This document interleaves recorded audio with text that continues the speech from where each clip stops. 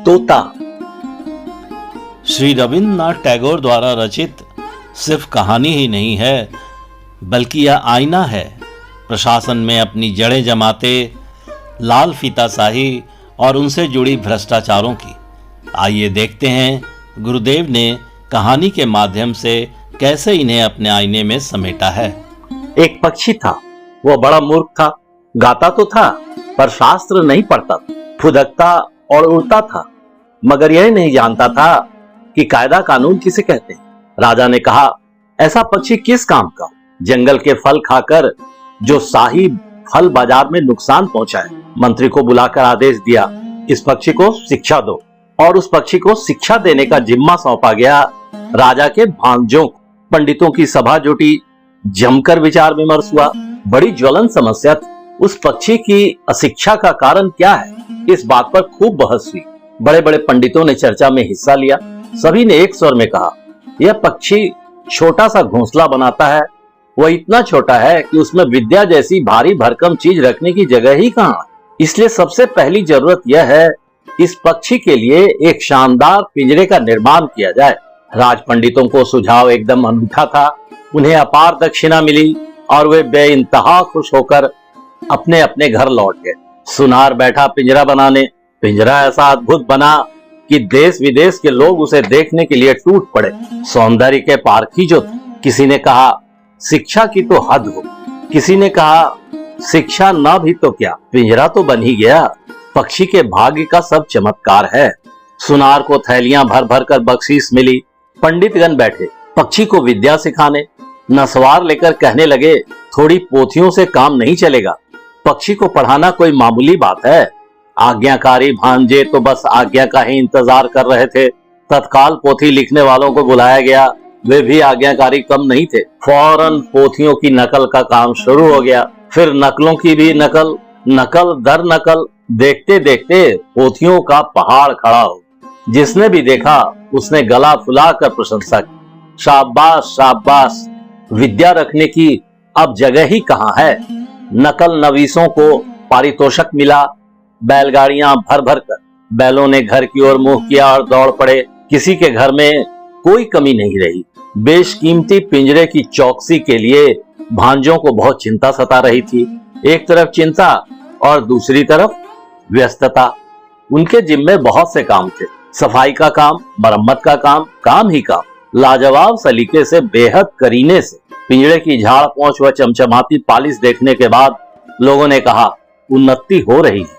बड़ा काम ज्यादा आदमियों से ही संपन्न होता है। सो उस बड़े काम के लिए दिन ब दिन आदमियों की संख्या बढ़ती रही। फिर आदमियों के काम की देखरेख के लिए और ज्यादा आदमी बढ़ाए गए। वे हर महीने मोटी मोटी तनख्वाह लेकर भारी भारी रजिस्टर भरने लगे। सो भरते ही चले गए। सभी लोगों के ममेरे, चचेरे और मौसेरे भाई हवेली और कोठरियों में गद्दे बिछाकर आराम से बैठ गए। संसार में कई तरह के अभाव हैं, पर टीका टिप्पणी करने वाले निंदकों की कमी नहीं है। निंदक बेशुमार हैं, जरूरत से ज्यादा। उन्होंने कहा, पिंजरे की तो उन्नति हो रही है, मगर पक्षी की देखभाल करने वाला कोई नहीं। राजा के कानों में भनक पड़ी। उन्होंने सबसे अधिक जिम्मेदार भांजे को बुलाकर कहा, मेरे राज दुलारे, यह क्या बात सुन रहा हूँ। भांजे ने सहज भाव से निवेदन किया, महाराज, आप तो ईश्वर की तरह सब कुछ जानते हैं, फिर भी अगर आप सच्चाई का पता लगाना चाहते हैं तो बुलवाइए सुनारों को, पंडितों को, नकल नवीसों को, बुलवाइए मरम्मत करने वालों को, बुलवाइए चौकसी करने वालों को।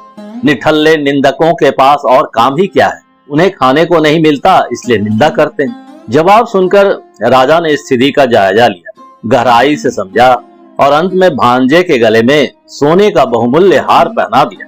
शिक्षा कितनी तेजी से चल रही है, उसकी असलियत जानने के लिए राजा की इच्छा हुई कि स्वयं अपनी नजरों से छानबीन करें। इसलिए एक दिन वह अपने एक विश्वस्त मंत्री, दीवान और मित्रों के साथ विद्याशाला का मुआयना करने गए। उनके दर्शन होते ही ड्योढ़ी के पास बज उठे शंख, घड़ियाल, ढाक, ढोल, तासे, तुरही, नगाड़े, कांसे, बंसी, मृदंग, खोल और करताल। पंडितगण गला फाड़ फाड़ कर, चुटिया हिला हिला कर मंत्र पाठ करने लगे। मिस्त्री, मजदूर, सुनार, नकल नवीस, पहरेदार और उन सब के बीच ममेरे, चचेरे व मौसेरे भाई बुलंद स्वर में जय जयकार करने लगे। बड़ा भांजा बोला, महाराज गौर फरमाइए, सारा तामझाम आंखों के सामने है, कुछ भी छिपा नहीं रह सकता। फिर आपकी आंख तो पर्वत को भी भेद कर साफ देख सकती है। महाराज बेहद खुश होकर लौट पड़े। ड्योढ़ी को पार करने के बाद हाथी पर सवार होने वाले ही थे कि झुरमुट की ओट में दुबका निंदक बोल उठा, हुजूर, आपने पक्षी को देखा कि नहीं? पहले तो महाराज कुछ चौंके, फिर अपने आप को संभालते हुए बोले, अरे यह तो मैं भूल ही गया, पक्षी को देखने का ध्यान ही नहीं रहा। लौटकर पंडितों से पूछा, पक्षी को तुम लोग कैसे सिखाते हो, क्या सिखाते हो? जरा उसे देखने की इच्छा हो रही। राजा की इच्छा अनुसार उन्हें सब कुछ दिखाया गया और वह देखकर बेइंतहा खुश हुए। परंतु पक्षी को सिखाने का तामझाम इतना बड़ा था कि पक्षी स्वयं कहीं नजर ही नहीं आ रहा था। राजा ने भी सोचा, अब उसे देखने की जरूरत ही क्या है। राजा बुद्धिमान था, वह तुरंत ताड़ गया कि बंदोबस्त में किसी तरह की कोई कमी नहीं है। पिंजरे में न दाना था न पानी, थी केवल विद्या की भरमार। ढेर सारी पोथियों के ढेर सारे पन्ने फाड़ फाड़ कर कलम की नोक से पक्षी के मुंह में ठूसे जा रहे थे। गाना तो बंद ही था, चीखने चिल्लाने की भी कोई गुंजाइश नहीं थी। देखने मात्र से ही रोम रोम सिहर उठता था। इस बार राजा ने हाथी पर चढ़ते समय कन उमेठी सरदार को आदेश दिया कि वह निंदक के दोनों कानों को अच्छी तरह खींच दे। पक्षी दिन ब दिन पढ़े लिखे लोगों के व्यवहार के कारण अधमरी स्थिति में पहुंच गया। लोग समझ गए कि प्रगति काफी आशाजनक, परंतु पक्षी की अपनी प्रकृति थी। पक्षी पूर्व दिशा में सूर्य के उजाले की ओर टुकुर टुकुर देखता और ढीठ की तरह जंगली तरीके से अपने पंख फड़फड़ाता। इतना ही नहीं, कभी कभार यह भी देखने में आया कि वह अपनी चोंच की नोक से अमूल्य पिंजरे के छड़े काटने की चेष्टा करता है। पहरे पर लगे कोतवाल ने जब यह देखा तो वह भ्रिकुटी तान कर चिल्लाया, यह कैसी गुस्ताखी है। तब विद्याशाला यानी पक्षी के स्कूल में छेनी हथौड़ा लेकर लुहार हाजिर हुआ। फिर ठकाठक और धमाधम का उम्दा संगीत शुरू हुआ और देखते ही देखते लोहे की जंजीर तैयार हो गई। फिर देखते देखते पक्षी के पंख भी काट दिए गए। राजा के तुनक मिजाज संबंधियों ने हंडिया सा मुंह बनाकर सिर हिलाते कहा, इस राज्य के पक्षियों की बात न पूछो, अक्ल तो उनमें थी ही नहीं, परंतु अब तो कृतज्ञता भी नहीं रही। लुहार की आमदनी दिन ब दिन बढ़ती गई और लुहारिन की देह पर सोने के जेवर जगमगाने लगे। कोतवाल की लाजवाब होशियारी देखकर राजा ने उसे बड़ा इनाम भी दिया। पक्षी मर गया। कब मरा, किसी भी इतिहासकार को उसकी सही तिथि का पता नहीं चला। नास पीटे निंदक प्रचार करने लगे, पक्षी तो मर गया। राजा ने सबसे बड़े भांजे को बुलाकर पूछा, राजा बेटे, यह मैं क्या सुन रहा हूं?